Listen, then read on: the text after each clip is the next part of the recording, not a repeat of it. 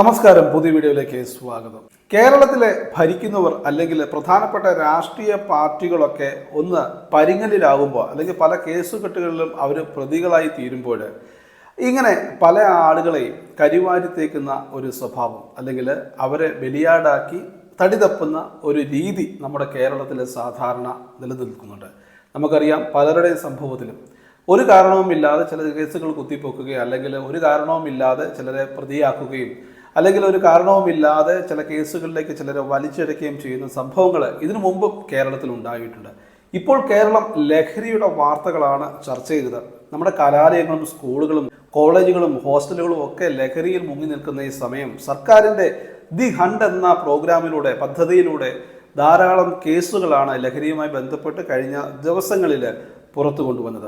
ഈ സമയത്ത് നമ്മൾ പലരും ചർച്ച ചെയ്തു പോയതും ചിലർ കേട്ടതും അല്ലെങ്കിൽ ചിലർ മൈൻഡ് ചെയ്യാതെ പോയതും അല്ലെങ്കിൽ ചിലർ കൂടുതൽ അതിനെപ്പറ്റി കേട്ടതുമായ ഒരു വാർത്തയുണ്ടായിരുന്നു. പ്രശസ്ത സുവിശേഷകനായ സജിത് ജോസഫ് എന്ന് പറയുന്ന വ്യക്തി ഇടുക്കിയിലെ പരുന്തുംപാറയിൽ സർക്കാർ ഭൂമി കയ്യേറി റിസോർട്ട് കെട്ടി എന്നൊക്കെ ഉള്ളൊരു വാർത്ത നമ്മൾ പലരും കേട്ടിട്ടുണ്ടാകും. പലരും അത് മുഖവിലേക്ക് എടുത്ത് കാണില്ല. ചിലർ കത്തോലിക്ക സഭയെ അടിക്കാനുള്ള ഒരു വടിയായിട്ടൊക്കെ കണ്ട് അത് ഏറ്റുപിടിച്ച് യൂട്യൂബിലും സ്വയം മാധ്യമ പ്രവർത്തകൻ എന്ന് അവകാശപ്പെടുന്ന ആളുകളൊക്കെ അതൊക്കെ എടുത്ത് സജിത് ജോസഫ് അങ്ങനെയാണ്, ഇങ്ങനെയാണ്, കോടയാണ്, മാടയാണ് എന്നൊക്കെ പറഞ്ഞുള്ള വീഡിയോകളിട്ട് രസിക്കുന്നുണ്ടായിരുന്നു. പ്രിയപ്പെട്ടവരെ, കഴിഞ്ഞ ദിവസങ്ങളിലാണ് ഇടുക്കിയിലെ പീരുമേടുള്ള പരുന്തുംപാറയിൽ ഒരു റിസോർട്ട് പണിഞ്ഞതുമായി ബന്ധപ്പെട്ട് അങ്ങനെയാണ് അതിൻ്റെ വിഷയങ്ങൾ മാധ്യമങ്ങൾ ചർച്ച ചെയ്തത്. പ്രശസ്ത സുവിശേഷകനായ സജിത് ജോസഫ് എന്ന വ്യക്തി, അദ്ദേഹം നമുക്കെല്ലാവർക്കും അറിയാവുന്നതാണ്. അദ്ദേഹം ഒരു പെന്തക്കോസ്ത് സമുദായത്തിൽ നിന്ന് കത്തോലിക്ക വിശ്വാസത്തിലേക്ക് കടന്നു വന്ന ഒരു സുവിശേഷ പ്രഘോഷകനാണ്. ഈ വിഷയം ഇവിടെ ചർച്ച ചെയ്യുന്നത് മറ്റൊന്നും കൊണ്ടല്ല, എനിക്കിതിനകത്ത് സ്വാർത്ഥ ലാഭമോ അല്ലെങ്കിൽ എനിക്കങ്ങനെ അദ്ദേഹത്തെ പൊക്കി പറഞ്ഞുകൊണ്ട് എനിക്കൊന്നും നേടാനൊന്നുമില്ല. പക്ഷെ ചില കാര്യങ്ങൾ കാണുമ്പോൾ പറയാതെ പോയി കഴിഞ്ഞാൽ അത് ഒരു മോശമായിട്ടുള്ള കാര്യമായിട്ട് എനിക്ക് തോന്നി. കാരണം പ്രത്യേകിച്ച് ഈ ഒരു വിഷയത്തിൽ കഴിഞ്ഞ ഏതാനും ദിവസങ്ങളായിട്ട് കേരളം ലഹരിയുടെ പിടിയിലായിരുന്നു. ഈ വാർത്തകളൊക്കെ പൊങ്ങി വരുമ്പോൾ ആരെങ്കിലും ഒരാളെ കരുവാക്കിയിട്ട് ഈ വാർത്തകൾ അല്ലെങ്കിൽ ലഹരിയുമായി ബന്ധപ്പെട്ട ചില കാര്യങ്ങളൊക്കെ മുക്കുവാനും അല്ലെങ്കിൽ ചില ആളുകൾ നേരിടുന്ന പ്രതിസന്ധികളൊക്കെ മറയ്ക്കുവാനൊക്കെ ഒരു കരുവായിട്ട് സജിത് ജോസഫിനെ ഉപയോഗിക്കുന്നതായിട്ട് എനിക്ക് തോന്നി. അതുകൊണ്ട് ഒന്ന് പ്രതികരിക്കാം എന്ന് വെച്ചു. സജിത് ജോസഫ് പീരുമേട്ടിൽ വാങ്ങിയ ഭൂമിയെക്കുറിച്ചാണ് ഇവിടെ തർക്ക വിഷയം. എല്ലാവരും പറയുന്നത് സർക്കാരിൻ്റെ ഭൂമിയാണ്, അവിടെ അനധികൃതമായി കയ്യേറി അവിടെ റിസോർട്ട് പണിഞ്ഞു എന്നൊക്കെയാണ് പല മാധ്യമങ്ങളിലും വന്ന വാർത്ത. അതോടൊപ്പം തന്നെ യൂട്യൂബറായ വാർത്തകൾ കൈകാര്യം ചെയ്യുന്ന ഒരു പ്രമുഖൻ പണ്ട് മുതലേ സജിത് ജോസഫിൻ്റെ രക്തം കുടിക്കാൻ വേണ്ടി പാഞ്ഞെടുക്കുന്ന ഒരു കഴുകൻ്റെ സ്വഭാവം അല്ലെങ്കിൽ ആ ഒരു രീതിയാണ് സജിത് ജോസഫിനോട് പണ്ട് മുതൽ ആ യൂട്യൂബർ കാണിച്ചുകൊണ്ടിരിക്കുന്നത്. അദ്ദേഹം സജിത് ജോസഫിൻ്റെ കാര്യത്തിൽ ഒരു പ്രത്യേക താല്പര്യമാണ് പണ്ട് മുതലേ എഴുതിയിട്ടുള്ളത്. എന്തുകൊണ്ടാണെന്ന് എനിക്കറിയില്ല. എന്തായാലും അദ്ദേഹത്തിൻ്റെ വീഡിയോ ഡെയിലി കാണുന്ന ഒരാളെന്ന നിലയ്ക്കാണ് ഞാനത് പറഞ്ഞത്. ഈ ഒരു വിഷയത്തിലും അദ്ദേഹത്തിൻ്റെ നിലപാടുകൾ മറ്റൊന്നായിരുന്നില്ല. സജിത് ജോസഫ് ഭൂമി കയ്യേറി അവിടെ അനധികൃതമായി കുരിശ് നാട്ടി കുരിശ് കൃഷി നടത്തുകയാണ്, യേശുവിനെ വിറ്റ് കാശാക്കുകയാണ് എന്നൊക്കെ പറഞ്ഞുള്ള ആരോപണമായിരുന്നു ആദ്യം ഉന്നയിച്ചത്. ഈ ആരോപണമൊക്കെ നിലവിൽ വന്നപ്പോൾ എല്ലാവരും വിചാരിച്ചു, സജിത് ജോസഫ് ഈ പരുന്തുംപാറയിൽ എന്തിനാണ് ഈ വസ്തു വാങ്ങിച്ചത്, അല്ലെങ്കിൽ അവിടെ ഇങ്ങനെ ബിൽഡിങ്ങുകൾ പണിയുന്ന കണ്ടു, അല്ല സിനിമയിൽ കാണുന്ന ഒരു വലിയ റിസോർട്ടിൻ്റെ മാതൃകയിലുള്ള സ്വിമ്മിംഗ് പൂളും അതോടൊപ്പം തന്നെ വലിയ ഡ്രോൺ ഷോട്ടൊക്കെ കണ്ടപ്പോൾ ആൾക്കാർ തെറ്റിദ്ധരിച്ചു. ഇതെന്താണിത്, റിസോർട്ടാണോ, എന്താണിത്, ധ്യാന കേന്ദ്രമാണെന്ന് പറയുന്നു, എന്താണിത്, ആർക്കും ഒന്നും മനസ്സിലാവുന്നില്ല. പിന്നെയാണ് കാര്യങ്ങൾ പുറത്തു വരുന്നത്. വാർത്താമാധ്യമങ്ങളിലൂടെ തെറ്റിദ്ധാരണകളാണ് ആദ്യം പരത്തിക്കൊണ്ടിരുന്നത്. അതിനുശേഷം കുരിശ് പൊളിക്കുന്ന വാർത്തയുമായി ബന്ധപ്പെട്ട് വലിയ വിവാദങ്ങൾ പുറത്തു വന്നു. കുരിശ് പൊളിക്കുന്ന വീഡിയോ ദൃശ്യങ്ങൾ പുറത്തു വന്നു. എന്തായാലും ആദ്യം തന്നെ പറയട്ടെ, ഈ കുരിശ് പൊളിച്ചത് കൊണ്ട് ഒരു ക്രിസ്ത്യാനിയുടെയും മതവികാരം വ്രണപ്പെട്ടില്ല എന്നതിനാൽ ഞാൻ അഭിമാനിക്കുകയാണ്. കാരണം അതാണ് ക്രൈസ്തവൻ എന്ന് പറയുന്നത്, കത്തോലിക്കൻ എന്ന് പറയുന്നത് അത് തന്നെയാണ്. ഈ കുരിശ് പൊളിക്കുന്നത് കൊണ്ടോ അല്ലെങ്കിൽ കുരിശിൻ്റെ ചിറകരിഞ്ഞത് കൊണ്ടോ കൈകൾ വെട്ടിയത് കൊണ്ടൊന്നും അവൻ്റെ വിശ്വാസത്തെ ഒന്നും ചോദ്യം ചെയ്യാൻ ആർക്കും സാധിക്കില്ല. അതവിടെ ഇരിക്കട്ടെ. നമ്മളിപ്പോൾ പറഞ്ഞു വന്നത് ഈ പരുന്തുംപാറയിലെ അവിടെ പണിഞ്ഞിരിക്കുന്ന ബിൽഡിങ്ങിനെ കുറിച്ചും കുരിശിനെ കുറിച്ചൊക്കെയായിരുന്നു. ഈ മാധ്യമങ്ങളിലൊക്കെ ആരോപണങ്ങൾ വന്നതിന് ശേഷം സജിത് ജോസഫ് വളരെ ഓപ്പണായിട്ട് രേഖകൾ നിരത്തിക്കൊണ്ട് അദ്ദേഹം മാധ്യമങ്ങൾക്ക് മുമ്പിൽ വരികയുണ്ടായി. അദ്ദേഹത്തിൻ്റെ സോഷ്യൽ മീഡിയ ഹാൻഡിലുകൾ കൂടിയാണ് അദ്ദേഹം അതെല്ലാം വിവരിച്ചത്. പട്ടയം അനുവദിക്കപ്പെട്ട ഭൂമിയാണ് അദ്ദേഹം 2021 കാലഘട്ടത്തിൽ വാങ്ങുന്നത്. അതിനുശേഷം അതിൽ പഞ്ചായത്തിൻ്റെയൊക്കെ അനുമതിയോടുകൂടിയുള്ള നിർമ്മാണ പ്രവർത്തനങ്ങളാണ് നടത്തിയത്. അദ്ദേഹം ഒരു ധ്യാന കേന്ദ്രമാണ് അവിടെ നിർമ്മിച്ചത്. പഞ്ചായത്തിൻ്റെ അല്ലെങ്കിൽ അധികൃതരുടെ, സർക്കാർ അധികൃതരുടെ അല്ലെങ്കിൽ റവന്യൂ വകുപ്പിൻ്റെ ഒക്കെ അനുമതിയില്ലാതെ ഒരു നിർമ്മാണവും അവിടെ നടത്തിയിട്ടില്ല എന്നുള്ള കാര്യങ്ങളൊക്കെ അദ്ദേഹം വളരെ വ്യക്തമായിട്ട് അതിൻ്റെ രേഖകൾ ഉൾപ്പെടെ തെളിയിച്ചുകൊണ്ട് അദ്ദേഹം അവതരിപ്പിക്കുകയുണ്ടായി. അതിനുശേഷം ഉണ്ടായ സംഭവം എന്ന് പറയുന്നത്, ഈ ആരോപണങ്ങൾ ഉന്നയിച്ച യൂട്യൂബർ ഉൾപ്പെടെയുള്ള ആളുകൾ നേരെ യു-ടേൺ അടിക്കുന്ന കാഴ്ച കണ്ടു. ആ ആരോപണങ്ങളിൽ നിന്ന് പുറകോട്ട് പോവുകയും മറ്റ് ചില കാര്യങ്ങളുമായിട്ട് വീണ്ടും മുന്നോട്ട് വരുന്ന കാഴ്ചകൾ കണ്ടു. യേശുവിനെ വിറ്റ് കാശാക്കുന്നു, കള്ള രോഗശാന്തി നടത്തുന്നു, മറ്റ് രീതിയിലുള്ള ആരോപണങ്ങൾ ഉന്നയിച്ച് ആദ്യം പറഞ്ഞത് അത് ചീറ്റിപ്പോയി എന്ന് കണ്ടപ്പോൾ അടുത്ത ആരോപണങ്ങളുമായിട്ട്, അല്ലെങ്കിൽ യേശുവിനെ വിറ്റ് കാശാക്കണം, ക്രിസ്ത്യാനികൾ മനസ്സിലാക്കണം, കത്തോലിക്കർ മനസ്സിലാക്കണം, ഈ ബിഷപ്പുമാർ സജിത് ജോസഫിനെ പുറത്താക്കണം, കത്തോലിക്ക സഭയിൽ നിന്ന് തന്നെ പുറത്താക്കണം എന്നൊക്കെ പറഞ്ഞുള്ള കാര്യങ്ങൾ അവതരിപ്പിച്ചുകൊണ്ടാണ് ചില ആളുകൾ രംഗത്ത് വന്നത്. അതിനുശേഷം മാതൃഭൂമി ഉൾപ്പെടെയുള്ള വാർത്താ മാധ്യമങ്ങൾ സജിത് ജോസഫിൻ്റെ ആ ഒരു വിശദീകരണമൊക്കെ അത് സംപ്രേഷണം ചെയ്യുകയും വളരെ കാര്യമായിട്ട് അത് എടുത്ത് അതിൻ്റെ വിശദീകരണം ഉൾപ്പെടെ അതിൻ്റെ നിജസ്ഥിതികൾ മറ്റുള്ള പ്രേക്ഷകരിലേക്ക് എത്തിക്കുന്ന കാഴ്ചകളും നമ്മൾ കണ്ടു. അതിനുശേഷമാണ് ഈ കഴിഞ്ഞ ദിവസം ഞാനൊരു വീഡിയോ ശ്രദ്ധിക്കാനിടയായി. കേരളത്തിൽ അറിയപ്പെടുന്ന ഒരു അഭിഭാഷകനും പ്രാസംഗികനും മാധ്യമപ്രവർത്തകനും ഒരു ജസ്റ്റിൻ പള്ളിവാതുക്കൽ എന്ന് പറയുന്ന ഒരു സഹോദരൻ, അദ്ദേഹം ഈ പരുന്തുംപാറയിലെ വിവാദ ഭൂമിയിലെത്തി. അവിടെ അദ്ദേഹത്തിൻ്റെ രീതിയിലായിട്ടുള്ള പരിശോധനകൾ നടത്തി, ആ രേഖകളൊക്കെ പരിശോധിച്ച് അവിടുത്തെ സ്ഥലമൊക്കെ പരിശോധിച്ചിട്ട് വീഡിയോ ചെയ്യുന്നത് ഞാൻ കണ്ടായിരുന്നു.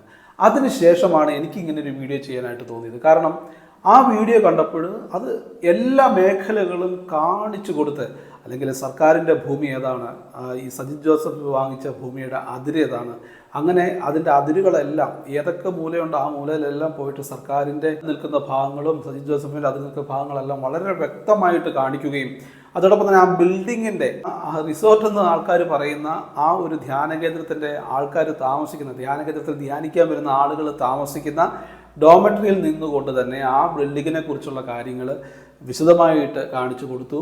സ്വിമ്മിംഗ് പൂള് എന്ന് ആക്ഷേപം ഉയർന്നിരുന്ന പടുതാക്കുളം, അതായത് ടാർപ്പാളിൻ വിരിച്ച് അതിൽ വെള്ളം നിർത്തിയിരുന്ന ഈ ഗവൺമെൻറ്റിൻ്റെ നിർദ്ദേശപ്രകാരമുള്ള ഒരു കുളം, അത് വളരെ സുരക്ഷിതമായി വേലി കെട്ടി സൂക്ഷിച്ചിരിക്കുന്ന ഒരു സംഭവം. അതോടൊപ്പം തന്നെ ഈ കുരിശ് നാട്ടിയ സ്ഥലം അത് എവിടെയാണ് നിൽക്കുന്നത്, അത് കയ്യേറ്റ ഭൂമിയാണോ അല്ലെങ്കിൽ സജിത് ജോസഫിൻ്റെ ഈ ഭൂമിയിൽ തന്നെയാണോ കുരിശ് നിൽക്കുന്നത് എന്നുള്ള കാര്യങ്ങളൊക്കെ വളരെ വ്യക്തമായിട്ട് കാണിച്ചിരിക്കുകയുണ്ടായി. അപ്പോൾ ഇത് കണ്ടപ്പോൾ ഏത് പൊട്ടക്കണനും മനസ്സിലാവും ഇവിടെ ഒരു ചതിയും അല്ലെങ്കിൽ ഇവിടെ നിയമത്തിനെതിരായോ അല്ലെങ്കിൽ അനധികൃതമായിട്ട് ഒരു സംഭവം ഉണ്ടായിട്ടില്ല, എല്ലാം നിയമപരമായിട്ട് തന്നെയാണ് ഇതുവരെ നടന്നിട്ടുള്ളതെന്ന്. ഇപ്പോൾ നിയമപരമായിട്ടല്ല നടന്നിട്ടുള്ളതെങ്കിൽ അത് ഏറ്റവും വലിയ വീഴ്ച ഉണ്ടായിരിക്കുന്നത് ഇവിടുത്തെ ഗവൺമെൻറ് സംവിധാനത്തിന് തന്നെയാണ്. കാരണം ഇത്രയും കാര്യങ്ങൾ നടത്തി മുന്നോട്ട് പോകുന്ന, കരവടച്ചു പോകുന്ന ഒരു വസ്തുവിൽ ഇത്രയും നിർമ്മാണ പ്രവർത്തനങ്ങൾ നടക്കുന്നത് അത് ഗവൺമെൻറ്റിൻ്റെ അതോറിറ്റികളുടെ പെർമിറ്റോട് കൂടിയാണ്. അപ്പോൾ ഇത്രയും നാൾ ഈ പെർമിറ്റ് കൊടുത്തത് ആരാണ്? ഈ ഗവൺമെൻറ് അല്ലേ പെർമിറ്റ് കൊടുത്തത്. അപ്പോൾ ഇതിന് ഉത്തരവാദികൾ ഇവിടുത്തെ ഗവൺമെൻറ് അതോറിറ്റി തന്നെയാണ്. ഇത് നിയമപരമല്ലെങ്കിൽ പക്ഷേ ഇതിൻ്റെ കാഴ്ചയിൽ ഒറ്റ നോട്ടത്തിൽ തന്നെ ഏത് പൊട്ടക്കണനും മനസ്സിലാവും ഇത് നിയമപരമായിട്ട് തന്നെയാണ്. ഒരനധികൃതമായിട്ടുള്ള ഒരു കുടിയേറ്റമോ അല്ലെങ്കിൽ അങ്ങനെ ഒരു കയ്യേറ്റമോ ഒന്നും നടക്കാത്തൊരു സ്ഥലമാണ് എന്നത്. ഇപ്പം ഇവിടുത്തെ പ്രശ്നം വേറൊന്നുമല്ല. ഇവിടെ ഒരു കത്തോലിക്കൻ അല്ലെങ്കിൽ ഒരു വിശ്വാസി തൻ്റെ വീടിൻ്റെ മുറ്റത്ത് ഒരു കുരിശു പണിഞ്ഞാലോ അല്ലെങ്കിൽ ഒരു ഗ്രോട്ടോ, മാതാവിൻ്റെ ഒരു ഗ്രോട്ടോ പണിയാനും ഇനി പെർമിഷൻ എടുക്കേണ്ടി വരുമോ എന്നൊരു ചോദ്യമാണ് എനിക്ക് ചോദിക്കാനുള്ളത്. കാരണം നമുക്ക് സ്വന്തമായിട്ട് ഒരു വീടുണ്ടെങ്കിൽ, ഒരു വസ്തു ഉണ്ടെങ്കിലും അതിന് മുമ്പിൽ ഒരു കുരിശ് വെച്ചാൽ എന്താണ് ഇവിടെ നഷ്ടപ്പെടാൻ പോകുന്നത്? മതസ്പർദ്ധയൊക്കെ ഇവിടെ ഉണ്ടാക്കാനുള്ളൊരു ശ്രമമാണ് ഒരു സൈഡിൽ കൂടെ നടന്നത്. കുരിശിൻ്റെ ചിറകും അല്ലെങ്കിൽ കുരിശൊക്കെ വെട്ടി ഒടിച്ച് നശിപ്പിച്ച് എറിയുമ്പോൾ തകർന്നു പോകുന്ന വിശ്വാസമാണ് ഇവിടുത്തെ ക്രൈസ്തവൻ്റെതും കത്തോലിക്കൻ്റെതും എന്ന് കരുതിയെങ്കിൽ അത് തെറ്റായിരുന്നു എന്ന് തെളിയിച്ച ഒരു സംഭവമാണ് ഈ കഴിഞ്ഞ ദിവസങ്ങളിൽ നടന്നത്. എന്തായാലും ഈ ജസ്റ്റിൻ പള്ളിവാതുക്കൽ എന്ന് പറഞ്ഞ സഹോദരൻ വളരെ വിശദമായിട്ട് ആ വീഡിയോ ചെയ്തു. അദ്ദേഹം അവിടുത്തെ രേഖകളൊക്കെ പരിശോധിച്ചു എന്നാണ് പറയുന്നത്. എന്തായാലും ഈ സജിത് ജോസഫിനെ ക്രിറ്റിസൈസ് ചെയ്താണ് ആദ്യം അദ്ദേഹം അവിടെ ചെന്നതെങ്കിലും അവിടുത്തെ സാഹചര്യങ്ങളും അവിടുത്തെ രേഖകളും അതെല്ലാം കണ്ടപ്പോൾ അദ്ദേഹത്തിന് കാര്യം മനസ്സിലായി. അതിനുശേഷമാണ് അദ്ദേഹം ഒരു വീഡിയോ തയ്യാറാക്കി അവിടെ ചെയ്തത്. അപ്പോൾ അതിൻ്റെ കുറച്ച് ഭാഗങ്ങൾ നമുക്കൊന്ന് കണ്ടു നോക്കാം. കേരളത്തിലെ ക്രൈസ്തവ സമൂഹത്തെയും ക്രൈസ്തവ വിശ്വാസ സമൂഹത്തെ പോലും വേദനിപ്പിച്ച്, സർക്കാരിനെ പോലും വേദനിപ്പിച്ച്, പൊതുജനങ്ങളുടെ മുമ്പിൽ വലിയ കുറ്റവാളിയായി നിൽക്കുന്ന ഭീകര കയ്യേറ്റക്കാരൻ സജിത്ത് ജോസഫ് എന്ന ചങ്ങനാശ്ശേരിക്കാരൻ ഒരു സുവിശേഷ പ്രസംഗകൻ്റെ പ്രോപ്പർട്ടിയിലാണ് ഞാനിവിടെ നിൽക്കുന്നത്. ഈ പ്രോപ്പർട്ടിയിലേക്ക് കയറുമ്പോൾ തന്നെ ഇതിൻ്റെ രണ്ട് സൈഡുകളിലും നിൽക്കുന്ന തേയിലച്ചെടികളാണ് നമ്മളെ സ്വാഗതം ചെയ്യുന്നത്. 2021 സജിത്ത് ജോസഫ് ഈ പ്രോപ്പർട്ടി വാങ്ങുന്നത് എന്ന് രേഖകൾ ഇന്ന് വ്യക്തമാണ്. അതിനപ്പുറത്തേക്ക് ആർക്കും ആരോപണങ്ങളുമില്ല. അങ്ങനെയാണെങ്കിൽ ഈ നിലവിലുള്ള തേയിലച്ചെടികൾ കയ്യേറി സജിത്ത് അത് സ്ഥാപിച്ചിട്ടുണ്ടാകുക, അല്ലെങ്കിൽ അത് വെച്ച് പിടിപ്പിച്ചിട്ടുണ്ടാകുക 2021 ശേഷമാണ്. പക്ഷെ നമുക്ക് ഈ തേയിലച്ചെടികളുടെ ചുവടുകളിലേക്ക് നോക്കിയാൽ അറിയാം, ചുരുങ്ങിയത് ഒരു 30-40 വർഷത്തെയെങ്കിലും പഴക്കം നമുക്ക് ഈ തേയിലച്ചെടികളിൽ കണ്ടെത്താൻ വേണ്ടി സാധിക്കും. ഈ 2.5 ഏക്കർ പ്രോപ്പർട്ടിയുടെ കവാടത്തിലേക്ക് നമ്മൾ കയറി അതിരിലേക്ക് നോക്കുമ്പോൾ തന്നെ നീളത്തിൽ ഈ പ്രോപ്പർട്ടിയുടെ അതിരിനോട് ചേർന്ന് ഒരു അതിര് കയ്യാല നമുക്ക് കാണാം. അതിര് കയ്യാല തീർച്ചയായിട്ടും ഒരു കർഷക കുടുംബത്തിൽ നിന്ന് ജനിച്ച് വളർന്ന കാർഷിക മേഖലയിൽ നിന്ന് വരുന്ന വ്യക്തി എന്ന നിലയ്ക്ക് എനിക്ക് പറയാൻ വേണ്ടി സാധിക്കും, എന്ത് കളിച്ചാലും ഒരു 30 വർഷം, 40 വർഷം, 50 വർഷത്തിന് മേലെയെങ്കിലും അതിന് പഴക്കമുണ്ടാവും. നമ്മൾ താഴെ കണ്ട ജണ്ടയിൽ നിന്നും, ഫോറസ്റ്റ് ജണ്ടയിൽ നിന്നും സ്ട്രെയിറ്റ് അതിർ ലൈൻ മേലിലേക്ക് വരുമ്പോൾ അവിടെ അടുത്ത ജണ്ടയുടെ ചുവട്ടിലാണ് നമ്മളിപ്പോൾ ഇരിക്കുന്നത്. ഇപ്പോഴും നമുക്ക് കാണാം, ജണ്ടയിൽ നിന്നും ഒരു 1/2 അടിയെങ്കിലും മാറിയിട്ടാണ് ഇവിടെയും ഈ വേലിയും നെറ്റും നിലനിൽക്കുന്നത്. വിവാദമായ പൊളിക്കൽ കുരിശ് നാടകത്തിൻ്റെ ആ സ്പേസിലാണ് നമ്മൾ നിൽക്കുന്നത്. സജിത്ത് എല്ലാവരെയും ഞെട്ടിച്ചുകൊണ്ട് നിർമ്മിച്ചതും റവന്യൂ അധികാരികൾ പൊളിച്ചു നീക്കിയതുമായ കുരിശിനോട് ചേർന്ന് തന്നെ കിടക്കുന്ന ജണ്ടയാണ് നമ്മളിപ്പോൾ കാണുന്നത്. ഇവിടെ നിന്ന് ഈ ജണ്ടയിൽ നിന്ന് നിങ്ങൾക്ക് കാണാം ബൗണ്ടറി. ആ ബൗണ്ടറിയുടെ ഉള്ളിൽ നിൽക്കുന്ന സ്പോട്ടിലാണ് കുരിശ് നിർമ്മാണത്തിന് വേണ്ടി നാട്ടിയിരുന്ന തൂണുകൾ മാത്രമാണ് നമുക്ക് കാണാൻ പറ്റുക. ബാക്കിയെല്ലാം റവന്യൂ അധികാരികൾ പൊളിച്ചിട്ടിരിക്കുന്നു. ആ അതിരിൻ്റെ ഉള്ളിൽ ഒരു മൂലയിലായി, ഒട്ടും മൂലയെന്ന് നമുക്ക് പറയാൻ പറ്റിയല്ല, എങ്കിലും ഒരു മൂലയോട് ചേർന്ന് നിർമ്മിക്കപ്പെട്ടിരിക്കുന്ന, ഉണ്ടായിരുന്ന അല്ലെങ്കിൽ നിർമ്മിച്ചുകൊണ്ടിരുന്ന, തകർക്കപ്പെട്ട് കിടക്കുന്ന ആ കുരിശിൻ്റെ ചോട്ടിലാണ് ഇപ്പോൾ നമ്മൾ നിൽക്കുന്നത്. ഇതാണ് വിവാദം. കുരിശാണ് പ്രശ്നം. അപ്പോൾ തകർക്കപ്പെട്ട് കിടക്കുക.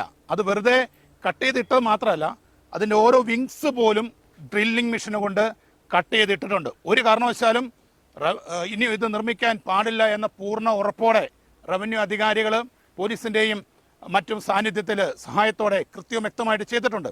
ഈ കുരിശിൻ്റെ സ്പോട്ടിൽ നമുക്ക് കാണാം, അതിൻ്റെ ബൗണ്ടറി വാൾ നമുക്ക് കാണാം. ഈ അതിരിങ്ങനെ പോവുക, കുറച്ചുകൂടെ താഴേക്കുണ്ട് ഇതിൻ്റെ അതിര്, അങ്ങേയറ്റം വരെ നമ്മൾ പോകുന്നില്ല.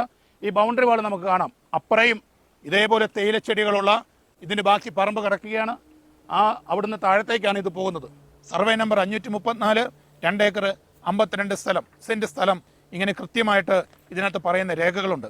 2024-25 സജിത്ത് ജോസഫിൻ്റെ പേരിൽ രസീത് നമ്പർ KL 06-07-03-848/2024 നമ്പറായി നികുതി അടച്ച പീരുമേട് താലൂക്കിൽ, പീരുമേട് വില്ലേജിൽ സജിത്ത് ജോസഫ് എന്ന് പറയപ്പെടുന്ന ആള് അദ്ദേഹത്തിൻ്റെ കയ്യേറ്റ ഭൂമിക്ക് നികുതി അടച്ചതിൻ്റെ രസീത് ചെയ്തു.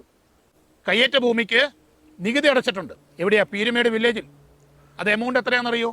എമൗണ്ട് ഉണ്ട്, ഏകദേശം 1214 രൂപയാണ് ഇതിനകത്ത് കാണിക്കുന്നത്. നികുതി അടച്ചേക്കുന്നതിൻ്റെ രസീതിയ. എന്തായാലും കയ്യേറ്റക്കാരൻ നികുതി അടച്ചിട്ടുണ്ട്. മനോഹരമായ ഒരു കാര്യമാണത്. അതോടൊപ്പം തന്നെ പൊസഷൻ സർട്ടിഫിക്കറ്റും ഇവിടെയുണ്ട്. ഈ ഭൂമിക്കാണ്